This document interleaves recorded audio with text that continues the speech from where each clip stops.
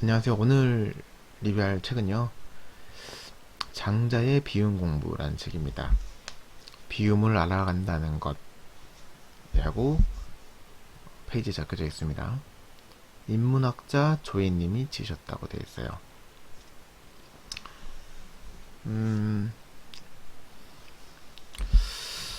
이 두께는 조금 나가요. 이게 남자손가락 하나 반 정도 되는데요. 근데 그 페이지 수는 많지 않아요. 두께는 좀 되는데 종이가 질이 좀 두꺼운 걸 쓰고 있는 책이라서, 그래도 이게 좀 안이 좀 널널합니다. 그래서 실제 읽는 데는 한 시간 반? 2시간 정도면 아마 읽으실 거예요. 정독으로 읽으셨을 때. 가격은 15,500원 하고 있고요. 일단 뒷면에 나와 있는 내용을 먼저 읽어 드릴게요. 배움을 강조하는 공자가 당신에게 압박을 한다면 비움을 중시하는 장자는 당신에게 휴식을 줄 것이다 라고 되어 있습니다. 1부, 2부, 3부로 나눠져 있는데요. 1부는 장자, 비움의 공부, 그리고 2부는 장자, 비움의 통찰, 3부는 장자, 비움의 창작이라고 되어 있어요. 이 책은 좀 특이했는데, 이게 뭐가 특이하냐면, 보통 1부, 2부, 3부로 나누면, 그 1부, 2부, 3부가 좀 비슷한 비율로 이렇게 쓰지 않나? 이 책 같은 경우에는 거의 3분의 2가 1부거든요. 참 특이한 구성이었어요. 이 책은 장자의 내려놓음을 철학을 통해서 심플라이프를 추구하는 현대인들의 삶에 영감을 준다라고 되어 있고요. 어, 제가 아까 출판사 설명해 드렸나? 출판사 어디지? 출판사 리텍 콘텐츠라는 책입니다. 그 출판사고요. 두께가 두껍다고 했는데 페이지는 276페이지예요. 만자손 하나 반에서 2개 정도 되는 두께인데 넓이가 굉장히 짧습니다. 조이님에 대해서 좀 설명을 해드릴게요. 인문고전을 통해 세상을 보는 눈과 사람이 사는 길을 찾는 인문고전 연구가이자 평론가이다. 고전에 대한 해박한 지식과 탁월한 안목을 바탕으로 현대를 살아가는 사람들에게 통찰을 줄 수 있는 방향을 찾아서 글 작업을 진행하고 있다. 책의 바다에 빠져든 지 수십 년, 읽은 책은 1만여 권에 이르러 더 이상 책장의 빈 곳을 찾을 수가 없을 정도가 되었다. 1만 권 어떻게 읽으셨지? 1년에 1000권씩 읽어도 10년이 걸리는데 이거 어떻게 읽으셨지? 아무튼 근데 이 자기소개 하는 란, 저도 이거 제가 지금 책이 지금 3권째 나왔는데, 이게 뭐 아시는 분들도 있으시고, 꼭 그렇게 되는 건 아니겠지만, 이게 작가가 쓰는 거거든요. 물론 아닐 수도 있어요. 근데 저는 제 소개를 쓸 때 되게 창피하더라고요. 그래서 이게 약간 철면피를 좀 깔고 이제 써야 돼요. 그래서 좀 이렇게 이쁘게 나오거든요. 보통 이거 잘 모르시는 분들도 있으시더라고요. 아무튼 그런 부분이 좀 있습니다. 장자, 장자의 비움 공부. 그래서 장자는 제가 고등학교 때 그 나비랑 그 꿈에 관련된 내용, 그거 기억이 좀 나요. 그 뭐 물화일체 뭐 이런 용어들 막 배우고 막 외웠던 기억이 좀 나는데, 제가 뭐 자세하게는 몰랐는데 이거 읽으면서 아 맞다 이런 사람이었지 했던 걸 좀 깨달았던 부분 좀 있어요. 어 제가 뭐 종교는 딱히 없습니다만 이제 불교랑 기독교 관련된 내용을 좀 관심 있게 보다 보니까 이 내용이 약간 불교스러운 내용이 좀 많더라고요. 근데 그게 불교 내용이 아니라 이게 도가 쪽이었구나. 불가일 수도 있고 좀 더 공부가 좀 필요한 부분인 것 같아요. 일단은 제가 낭독을 좀 먼저 하고 그 다음에 다시 또 설명을 하겠습니다. 시작하겠습니다. 옛날 사람들은 혼동하여 어둑한 가운데 온 세상 사람들과 더불어 담백하고도 적막한 생활을 했다. 그때는 음양이 조화가 되어 고요하였고 귀신도 소란을 피우지 않았다.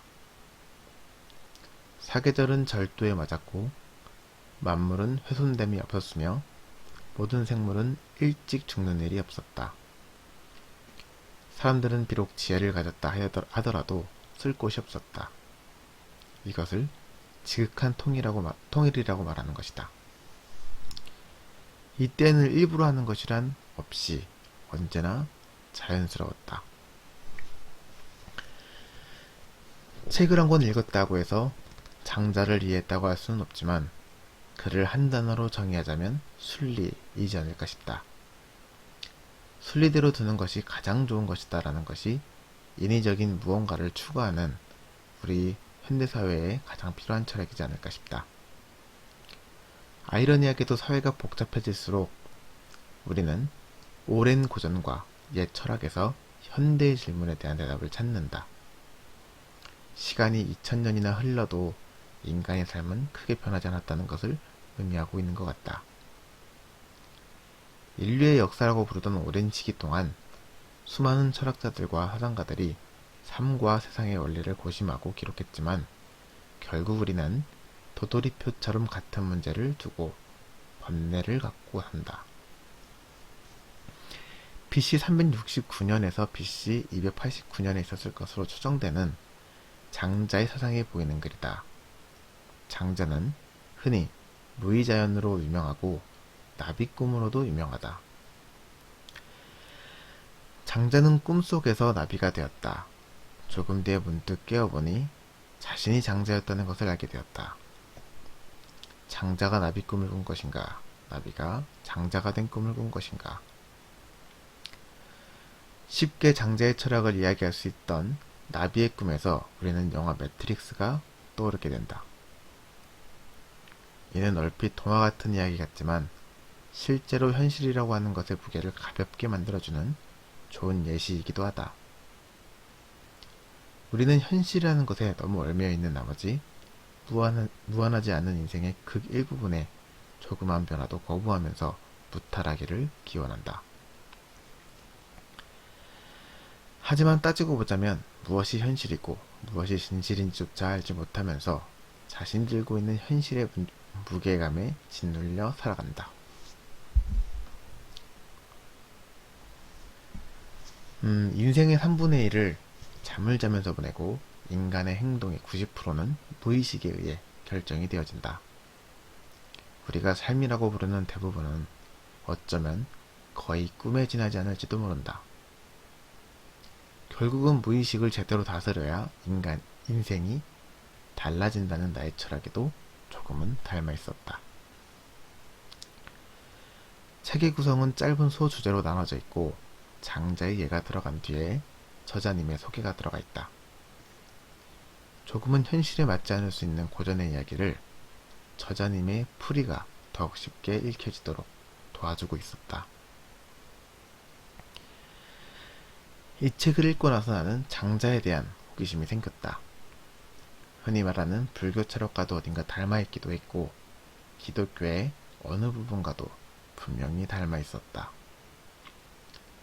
내가 찾던 기독교, 불교에서 가르치던 이야기들 중 종교라는 타이틀을 벗어나 철학으로 접근하고 싶었던 이야기들이었다. 책의 구성은 조금 특이한데 총 3장의 구성이다. 거의 90%가 1장이고 책이 끝날 때쯤에서 2장과 3장이 나오기 시작한다. 1장에서는 장자, 비움의 공부, 2장에서는 장자, 비움의 통찰, 3부에서는 장자, 비움의 창작이라고 나온다. 크게 구분이 없이 읽어도 문제는 없다.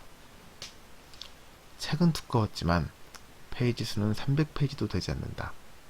가볍게 읽을 수 있는 장자의 이야기다. 책을 읽으면서는 꽤 많은 부분에서 공감을 했다. 흔히 중국에서 나온 동양 철학들이 뜬구름 잡는다는 이야기를 어린 시절에는 생각했던 적이 있었다. 마치 김광석의 서른 즈음에를 10대쯤에 들었을 때와 나이가 먹고 들었을 때 다른 감성을 느껴지는 것처럼 나이가 들어가면서 이런 철학들이 공감이 되어지는지 혹은 그런 시대를 갑작스럽게 살게 된 건지 아니면 나 혼자 그런 시기를 맞게 된 건지는 알 수가 없다. 최근 철학은 어떻게 삶의 무기가 되었는가를 비롯한 보편적으로 이해하기 쉬운 철학책들이 서서히 베스트셀러가 되곤 했다. 어쩌면 우리는 SNS나 스마트폰 뒤로 인간다움에 대한 향수를 갖게 되었는지도 모른다.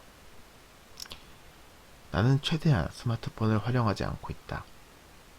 그렇다고 스마트폰 활용법을 모르는 것은 아니다.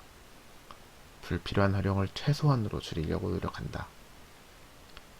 웬만해서는 알람을 음소거로 해놓는다. 그렇지 않고도 점점 사색의 시간이 줄어든다는 것이 느껴지기 때문이다.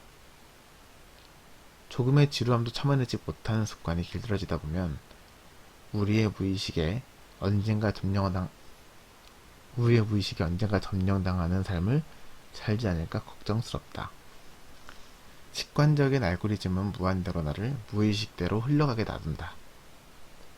원래 도가나 불가에서는 하루에도 시시각각 변하는 마음의 변화에 대해서 깨닫는 것을 중요하게 생각을 했다. 하지만 현대의 스마트폰과 SNS는 사람의 무의식을 이용하고 더 깊게 그 흐름에서 빠져나오지 못하도록 하고 있다. 거대 자본과 미디어에 의한 잠식된 의식세계를 경계하는 일을 경계해야 되지 않을까 싶다. 이 부분은 좀 말이 좀 이상하네요. 장자가 말하는 순리라는 것에는 최근 많이 깨닫는다. 되려면 어떻게든 된다는 것을 세상을 조금 살면서 느끼고 있다. 반드시 돼야 할 상황에서 되지 않는 경우도 있고 무조건 되지 않아야 할 경우에 되는 경우도 있다. 우리가 말하는 순리는 이동 방향에 따라 정확하게 예측하기 가능한 것들이 아니다. 그저 인위적 조정한 것들은 언젠가 제자리를 찾아간다는 것이다. 인연도 마찬가지다. 인연은 거스르면 결국 끝이 좋지 아니하고 끝이 좋지 않는다 하더라도 인연이라면 다시 만나게 되는 법이다. 2000년 전 장자의 글에서 오늘의 내가 느낀 바가 많다는 사실은 어쩌면 내일을 맞이할 인생 또한 내가 내린 해답에 정의되지 않을 것이란 걸 의미하는지도 모른다. 2000년 전 철학자가 남긴 글을 2021년에 읽으며 배우고 같은 사색을 할 수 있다는 것만으로도 책이 주는 놀라운 타임리프 능력을 새삼 깨닫는다. 이 책은 출판사로부터 도서를 적응받아 작성한 리뷰입니다. 그런 생각을 좀 할 때가 있어요. 그러니까 유튜브를 잘 안 보려고 하는데 한번 보게 되면 분명 이게 15분짜리 뭐 짧은 영상은 뭐 5분짜리 영상을 보거든요. 근데 어떻게 기가 막히게 이 무의식의 흐름을 딱 읽어가지고 이 알고리즘이 추천해주는 대로 그냥 놔둬도 내가 좋아하는 영상들이 계속 올라와요. 그러니까 15분, 30분, 45분, 뭐 60분 계속 흘러가는데 사실은 우리가 종교에 대해서 깊게 생각해보지 않으신 분들은 모르실 수도 있는데 이제 불가나 도가에서 수행이라고 하는 부분들은 보통은 우리가 무의식적으로 하는 것들에 대해서 깨어나서 이제 깨어있는 사람이 되는 거가 목적이거든요.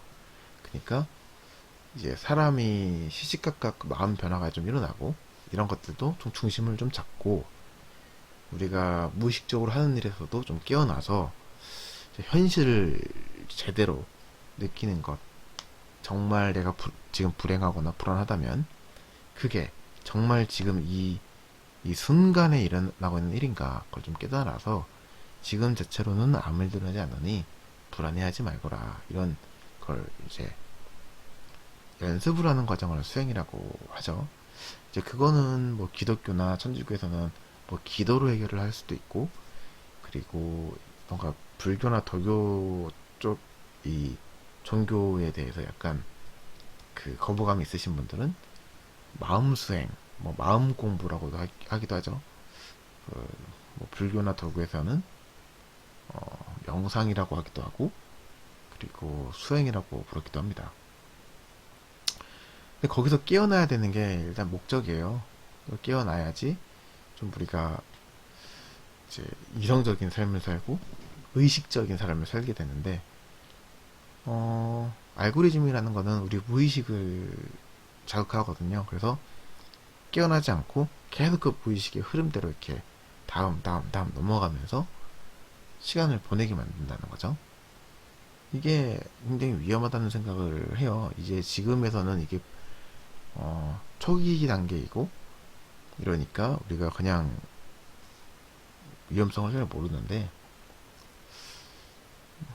이게 멈춰지지 않는다는 위험성이 좀 있거든요. 그래서 이게 어쨌든 간에 그 거대 자본이 들어와 있고, 미디어, 거대 그 자본이 들어가 있는 미디어, 이런 것들이 지금 우리 스마트폰, 핸드폰에 들어와서 거의 한 24시간, 자는 시간까지 우리를 그런 마케팅이나 뭐 어떤 그 자극에 계속 노출을 시킨다는 거예요. 근데 그런 거에 대해서는 조금 위험하다는 생각을 항상 하고 있기 때문에 저는 아까도 말씀드렸지만 스마트폰에 알림을 꺼놔요. 그래서 좀 답답하게 생각하는 사람들도 있죠. 저한테 연락이 안 된다고 생각하시는 분들은 너는 이렇게 연락이 안 돼, 이렇게 말씀하시기도 하지만 저는 제가 준비가 됐을 때 연락을 드리는 게 맞다고 생각을 해요. 서로 불편하지 않나? 그래서 좀 주체적인 그 스마트폰 활용을 좀 하기 위해서 알람은 제가 무음으로 처리를 좀 해놓습니다. 지금 시간이 새벽 2시 30분인데 항상 녹음하는 시간이 이 시간쯤 되는데요. 이 시간쯤 되면 목소리도 좀 가라앉게 되고 정신도 약간 반쯤 논 상태로 지금 녹음을 하고 있어요. 이거 내일 아침에 들으면 내가 이런 얘기를 뭐하러 했지 싶은 얘기들도 막 할 때가 있고, 거의 자면서 하는 수준인데 좀 여러저러 상황 때문에 목소리 상태나 정신 상태가 올바르지 못한 점 양해를 좀 하고요. 제가 이렇게 이 책에 대한 리뷰를 다 끝냈는데 이 영상을 마무리 짓지 않는 이유는 제 목표는 20분입니다. 지금 18분 15초 지나가고 있죠. 그래서 한 1분 정도만 더 뻐길게요. 이거 얘기하면 될 것 같은데. 제가, 유튜브를 안 한 지가 한 4일쯤 됐는데, 이 보이세요? 구독자가 많이 올라오셨지만, 이게 두 명이 느는 것도 기쁜데, 한 명이 빠져나가면 굉장히 씁쓸해요. 왜냐면, 구독은 걸어놓고 그냥 놔두잖아요. 근데 구독 취소는 찾아가지고 내가, 얘 안 들어 하고 취소 누르는 건데, 이게 되게 찜찜하더라고요. 그래서 구독 취소 하지 마시고 좀 기다려 보세요. 좀 재밌는 게 나올 수도 있으니까. 그리고 제 영상 보는 분들 중에서 구독 안 하신 분들이 있으신 것 같은데 구독해 주시고, 행여 나를 실제로 아시는 분들이 있으시면 구독하지 마세요. 경고하겠습니다. 저를 실제로 아시는 분들은 구독하지 마세요. 뭐 말씀드리는 순간 19분 30초가 지나가고 있습니다. 영상 이제 마무리 하겠고요. 저도 자야겠네요. 그렇다면 오늘 영상 여기까지. 안녕.